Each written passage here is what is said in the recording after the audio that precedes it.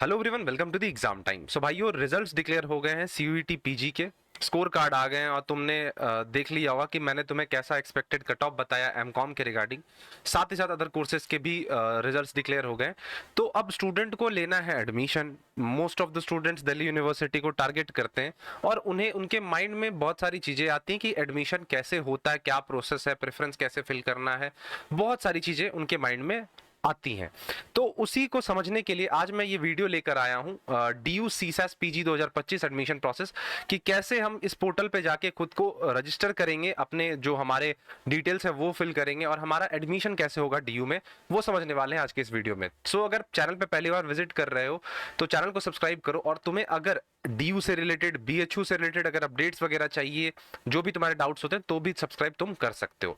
सबसे पहले यहाँ पे हम लोग बात करेंगे कि तुमने सीयूईटी दे दिया, तुम्हारे स्कोर कार्ड आ गए, ठीक है। सबसे पहला यहाँ पे डाउट मैं क्लियर यहीं पे करूंगा कि क्या 2025 के लिए DU ने, दिल्ली यूनिवर्सिटी ने सीसास पोर्टल ओपन करा है? The answer is no. अभी सीसास पोर्टल ओपन नहीं हुआ है, ठीक है। लेकिन मैं यहाँ पे तुम्हें समझा रहा हूं कि कैसे यहाँ पे क्या क्या सारी चीजें होती हैं, ये हमें यहाँ पे अभी समझते हुए चलना है।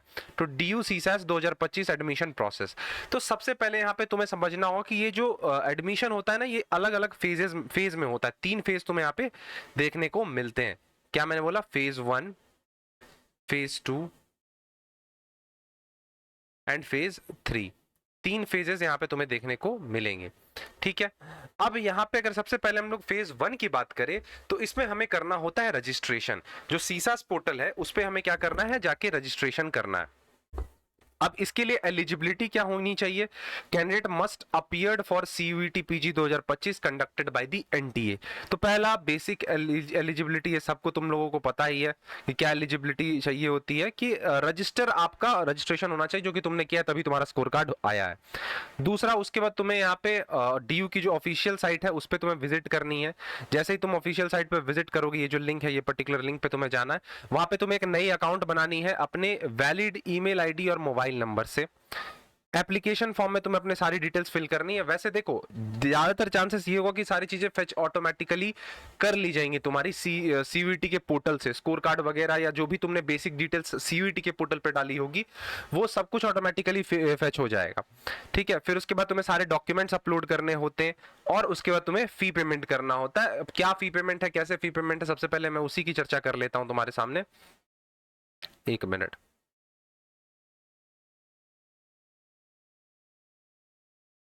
चलो, तो यहाँ पे सबसे पहले अगर हम लोग फीस की बात करें तो तुम ये जो फीस तुम्हारे सामने है, यहाँ पे कैटेगरी वाइज वाइफरकेशन है।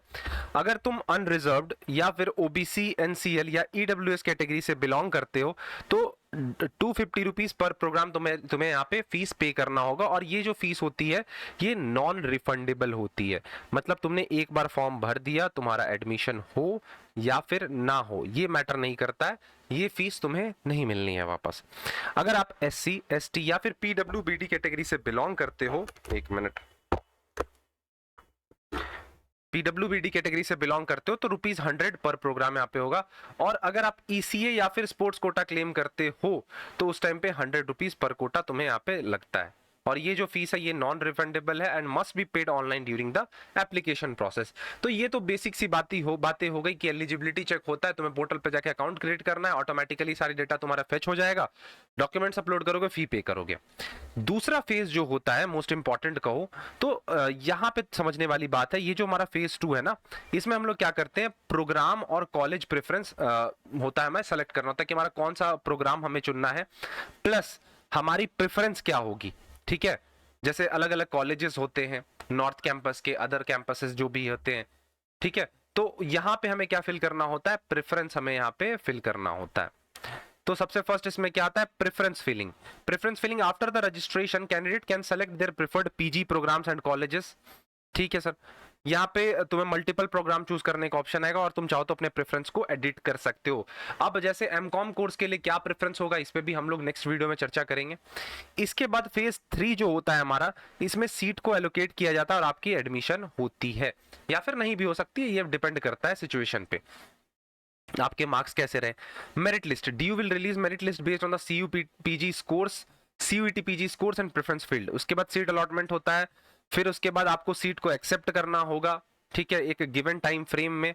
उसके बाद डीवी होती है, डॉक्यूमेंट वेरीफाई किया जाता है, visit the allocated college for physical verification, और उसके बाद आपको एडमिशन कंफर्मेशन यहाँ पे देखने को मिल जाता है। ठीक है, तो ये चीज यहाँ पे हमें समझने वाली बात है। अब क्या क्या डॉक्यूमेंट्स लगते हैं, तो आपके स्कोर कार्ड आपके पास होना चाहिए, आपका एडमिट कार्ड आपके पास होना चाहिए, क्लास 10th की सर्टिफिकेट, क्लास 12th की सर्टिफिकेट, ग्रेजुएशन की मार्कशीट, कैटेगरी अगर आप कोई क्लेम करते हो तो वो कैटेगरी, अगर आप ईसीए या फिर स्पोर्ट्स सर्टिफिकेट है आपके पास, अगर आप कोटा आप क्लेम कर रहे हो तो भी लगाना होगा आपका। वैसे फोटो वगैरह देखो, फोटो साइन तो ऑटोमेटिकली फेच कर लेना चाहिए, लेकिन ये इंपॉर्टेंट डॉक्यूमेंट्स के अंदर ये चीजें आती हैं। अब कुछ डेट्स की सीसैस पोर्टल कब स्टार्ट होगा, एक्टिव होगा, तो देखो यार यहाँ पे भले ही लिख दिया गया है, जैसे रिजल्ट हमारा मई 6 को आया है ना सीयूटी पीजी का, तो ये जून वगैरह डेट नहीं मान के चलो, तुम मान के चलना ये जो डेट है यहाँ पे मैंने लिख दिया है, नेट वगैरह पे जो चीजें मिलती हैं, मान के चलो कि जो तुम्हारी जो सीसैस जो रजिस्ट्रेशन है वो 1 वीक से लेके 1 से 2 हफ्तों के बीच में स्टार्ट हो जानी चाहिए। ठीक है, जैसे कि बनारस हिंदू यूनिवर्सिटी भी मई के लास्ट तक, ठीक है, या फिर जून फर्स्ट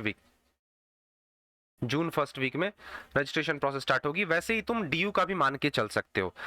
अब क्लासेस वगैरह अगस्त वगैरह में होगी। ठीक है, तो ये सारी चीजें यहाँ पे हमें समझने वाली बात है। अब रिजर्वेशन पॉलिसी की अगर बात की जाए तो देख लो, एससी कैटेगरी से हो तो 15% सीटें जो होगी रिजर्व होंगी, एसटी से 7.5, ओबीसी एनसीएल से 27%, ईडब्ल्यूएस से 10% एंड पीडब्ल्यूबीडी से 5%। सुपर न्यूमरी कोटास भी अवेलेबल होते हैं ईसीए के अंदर, स्पोर्ट्स के अंदर और other category as per DU guidelines. ठीक, एक इंपॉर्टेंट चीज था जो कि मुझे तुम्हें बताना था, शायद यहाँ पे नहीं नोट हुआ है। हमें एक चीज क्या करना होता है, फ्रीज वगैरह हमें चीजें करनी होती हैं, तो उसके बारे में हम लोग आगे चर्चा करेंगे किसी और वीडियो में। ठीक है, जब तुम्हें अगर कोई सीट एलोकेट हो जाती है तो तुम्हें क्या करना होता है, फ्रीज करना होता है, उसे लॉक करना होता है। आसान भाषा में कहूँ तो तुम्हें अपना वहां लगाना होता है कि हाँ मैं रेडी हूँ इस सीट को लेने के लिए, मुझे ये सीट चाहिए। तो इस पर बाद में चर्चा होगी। तो इन शॉर्ट अगर मैं तुम्हें एक प्रोसेस बताऊं कि ये जो एडमिशन प्रोसेस होता है डीयू में, सबसे पहले सीसैस पोर्टल ओपन होती है, वहां पे हमें रजिस्ट्रेशन करना होता है, चाहे हम अपने सीयूईटी के रोल नंबर से करें। बेसिकली यहाँ पे ईमेल आईडी वगैरह मैंने लिख दिया है, लेकिन एक हमारा क्या होता है, रोल नंबर और डेट ऑफ बर्थ से जनरली देखा जाता है, हो जाता है रजिस्ट्रेशन।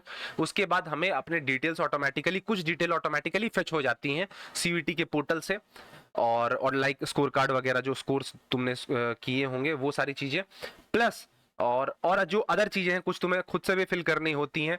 फिर तुम्हें अपने डॉक्यूमेंट्स अपलोड करने होते हैं, फिर तुम्हें प्रेफरेंस फिल करना होता है, उससे पहले तुम्हें कोर प्रोग्राम चूज करना होता है कि तुम्हें किस में एडमिशन लेना है।